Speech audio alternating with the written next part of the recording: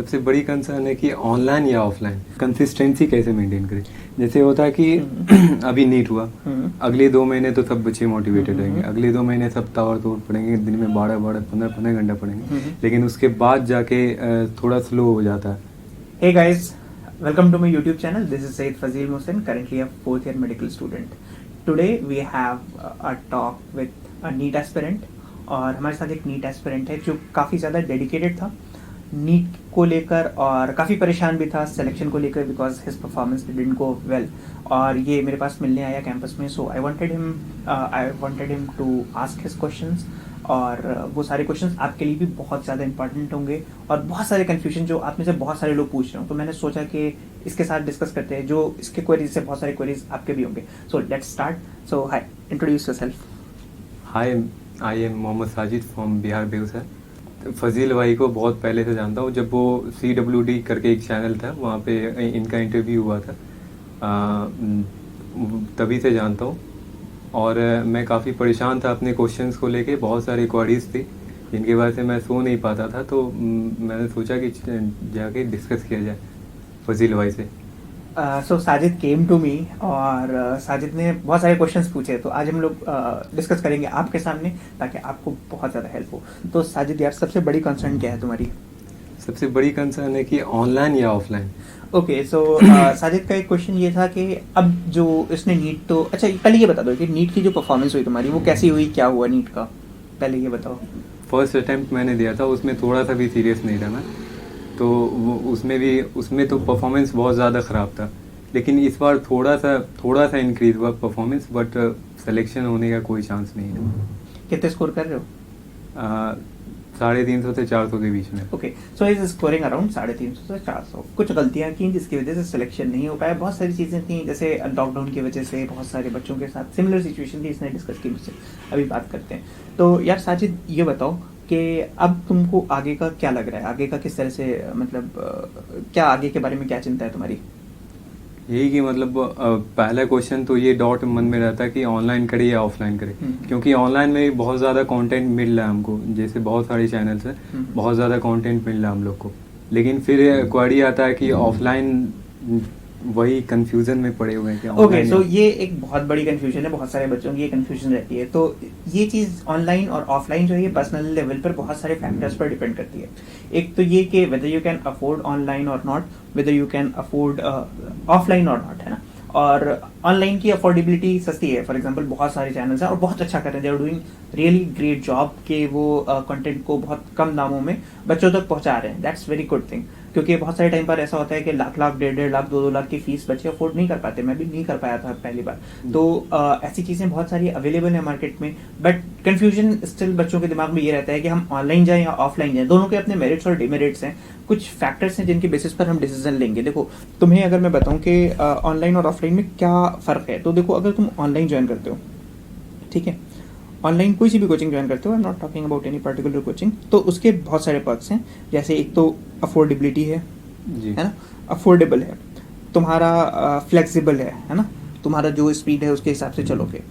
और पॉइंट एक अहम ये है कि ऑनलाइन में जैसे तुम्हारा कभी भी मान लो कि लेक्चर छूट जाता है तुम्हारा, है ना, तो वो सारी चीज़ें कर सकते हो, कुछ पीछे रह गया है तो उसको दोबारा देख सकते हो, एक चीज़ को दोबारा देख सकते हो, so you can watch same content multiple time, है ना। तो बहुत सारे बच्चे जो कोचिंग की स्पीड को रन अप नहीं कर पाते, उनके लिए एक अच्छा पॉइंट होता है कि अपना पेस जो है ना, अपने पेस के हिसाब से वो चल सकते हैं, ठीक है, कई बार भी देख सकते हैं एक लेक्चर को। तो ये सारी चीज़ें ऑनलाइन में फ़ायदा है। अब ऑफलाइन की बात अगर हम करें, देखो मैंने तो ऑफलाइन की थी कोचिंग, ठीक है, और उस टाइम पे जाहिर सी बात है बहुत सारे ऑप्शंस अवेलेबल नहीं थे ऑनलाइन के जिस तरह से आज अवेलेबल हैं। स्पेशली पैंडेमिक की वजह से बहुत सारे ऑनलाइन जो कोचिंग्स हैं उनको बूस्ट मिला और वो आए उभर के और अच्छा काम भी किया। देयर इज नो डाउट कि बहुत अच्छा नहीं कर रहे, वो बहुत अच्छा कर रहे हैं। सो ऑफलाइन के कुछ प्रो पॉइंट्स हैं जो ऑनलाइन में आपको नहीं मिलते। एक तो ऑफलाइन में आपको, यानी जब फिजिकल कोचिंग में जाते हो, ठीक है, जब तुम फिजिकल कोचिंग में जाते हो तो वहाँ तुम्हें कुछ पॉइंट्स मिलते हैं कि जिसकी वजह से तुम वो कर सकते हो। जैसे फॉर एग्जाम्पल कि तुम ऑफलाइन में जाओगे तो एक पीयर ग्रुप मिलेगा, है ना, पीयर ग्रुप मिलेगा। तो पीयर ग्रुप बहुत इंपॉर्टेंट है। क्यों इंपॉर्टेंट है? क्योंकि तुम्हारे परफॉर्मेंस के लिए, तुम्हारी मोटिवेशन के लिए एक ग्रुप के साथ साथ तुम आगे बढ़ते हो, तुम मोटिवेटेड रहोगे, तुम ग्रुप में रहोगे, एक पीयर सपोर्ट भी मिलेगा। बट डिपेंड्स ऑन कंडीशन की कैसा पीयर ग्रुप मिल रहा है। अगर अच्छा पीयर ग्रुप है तो फायदा होगा, खराब पीयर ग्रुप है तो नुकसान होगा। तो फायदा भी हो सकता है, नुकसान भी हो सकता है, लेकिन ये वो चीज़ है जो ऑफलाइन कोचिंग में नहीं मिलती है।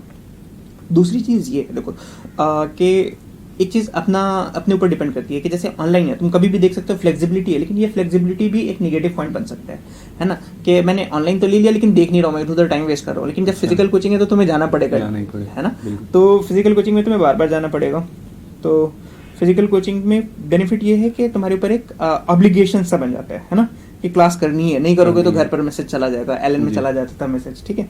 तो ये तो हो जाएगा फिजिकल क्लास करने से, ऑब्लिगेशन हो जाएगा कि तुम्हारे ऊपर कि तुम्हें क्लास करनी ही करनी है, ठीक है। एक बहुत इंपॉर्टेंट चीज़ होती है जो डाउट या टीचर से पर्सनल कनेक्ट या जो क्लासरूम का सिस्टम होता है, जो फीलिंग आती है ना, वो सारी चीज़ें ऑफलाइन में मिलेगी, ऑनलाइन में नहीं मिल पाएगी, है ना। ऑनलाइन में तुम एक अपने कमरे में बंद हो, हालांकि तुम ऑनलाइन कनेक्टेड हो, लेकिन कमरे में अपने बंद हो, है ना, एक ग्रुप नहीं मिल पा रहा है, कंपटीशन नहीं मिल पा रहा है उस तरह का, तुमको अंदाजा ही नहीं है कि क्या है, और उसी कमरे से निकल के अचानक से तुम कंपटीशन के इन्वायरमेंट में एक्सपोज हो जाओगे। तो इसके अपने प्रॉज एंड कॉन्स हैं, लेकिन एक चीज़ है कि ऑफलाइन जो है वो जनरली महंगी होती है ना, कॉस्टली होती है। तो it depends on your affordability. अगर तुम अफोर्ड कर पाते हो तो ऑनलाइन करो, है ना, मतलब ऑफलाइन करो, नहीं तो ऑनलाइन तुम्हारे पास अवेलेबल है बहुत सारी चीज़ें। और देखो एक चीज़ सबसे इंपॉर्टेंट है, हाँ तुम्हारे क्वेश्चन पर आते हैं, एक चीज़ सबसे इंपॉर्टेंट है, सबसे चीज़ सारी बेनिफिट्स एंड ऑनलाइन के भी बेनिफिट्स हैं। देखो कंटेंट की बात करें तो सेम ही है ना। ऑफलाइन के कंटेंट हो सकता है कि ज्यादा अच्छे हो जाए, ऑनलाइन के कंटेंट ज्यादा अच्छे हो जाए, क्योंकि वो बहुत रिफाइन होके बनता है ना, खराब चीजें काट के हटा देते हैं। But the thing is, content के मामले में ऑनलाइन अच्छा हो सकता है, लेकिन प्रॉब्लम ये है कि तुम ऑनलाइन में प्रेशर और वो सारी चीजें नहीं कर सकते हो जो ऑफलाइन में होता है।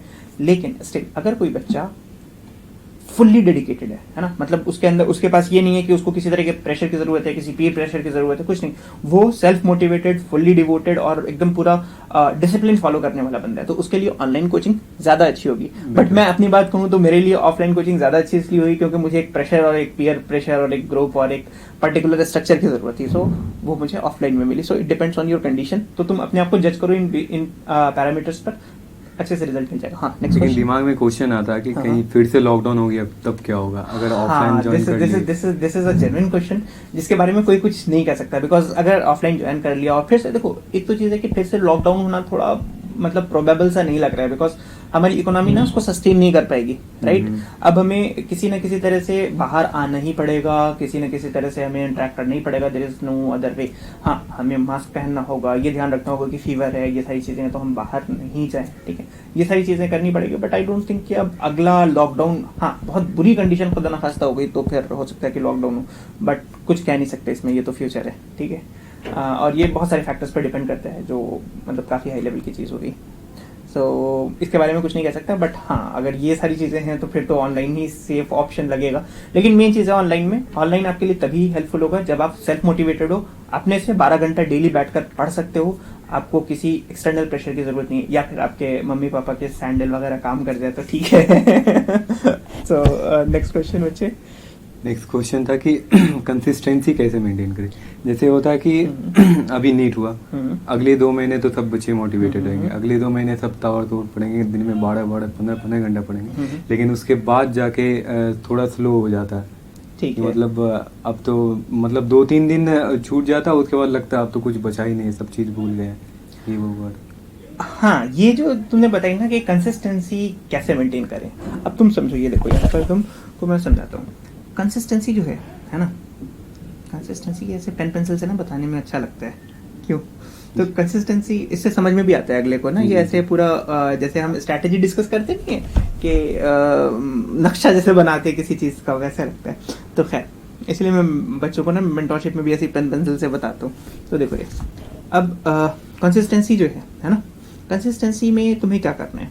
सबसे पहली चीज़, कंसिस्टेंसी हमारे अंदर या फोकस जो जिसकी बात करते हो वो किस वजह से आता है, हम क्यों किसी चीज में लगे होते हैं। अभी आपने देखा होगा नीट के टाइम पे कितना भी डिस्ट्रैक्टेड बच्चा हो वो सुपर मोटिवेटेड रहा होगा लास्ट के दिन में, क्योंकि कुछ भी खराब कर रहा होगा, उसके ऊपर एक प्रेशर है, एग्जाम का प्रेशर है, उसका गोल जो है वो नजदीक है।